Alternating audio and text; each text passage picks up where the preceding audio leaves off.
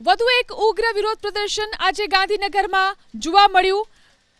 TET pass ઉમેદવારોએ અહીં વિરોધ પ્રદર્શન કર્યું તો પોલીસ આંખ આડા કાન કરી અને મહિલા હોય કે પુરુષ જે પણ ધરણા પ્રદર્શનમાં બેઠા હતા તેમને બળજબરીથી પોલીસ વાનમાં ભરવામાં આવ્યા। ગાંધીનગરની સત્યાગ્રહ છાવણીના દ્રશ્યો છે જ્યાં ટેટ અને ટાટ પાસ ઉમેદવારોએ શિક્ષકોની ભરતી પ્રક્રિયાને લઈ અને ધરણા પ્રદર્શન કર્યા હતા। જો કે ટેટ અને ટાટ પાસ ઉમેદવારોએ મંજૂરી વગર જ ધરણા પ્રદર્શન કરતા આખરે પોલીસે તમામની અટકાયત કરી। ઉમેદવારોની માંગ હતી કે ધોરણ 9 થી 12ના શિક્ષણ સહાયકનું પીએમએલ અને ડીવી શેડ્યુલ જાહેર કરવામાં આવે, સાથે જ ધોરણ 1 થી 8માં વિદ્યા સહાયકોની કેટેગરી અને વિષય મુજબ જગ્યાઓનું લિસ્ટ જાહેર કરવામાં આવે। આ સહિત અલગ અલગ 6 માંગો હતી। આ મુદ્દે શિક્ષણ રાજ્યમંત્રી પ્રફુલ પાનસેરિયાએ એ વાતનો સ્વીકાર જરૂર કર્યો કે અમુક કારણોસર ભરતી પ્રક્રિયામાં વિલંબ થયો છે। સરકારે જે વચન આપ્યું છે તે જરૂર પૂર્ણ કરાશે।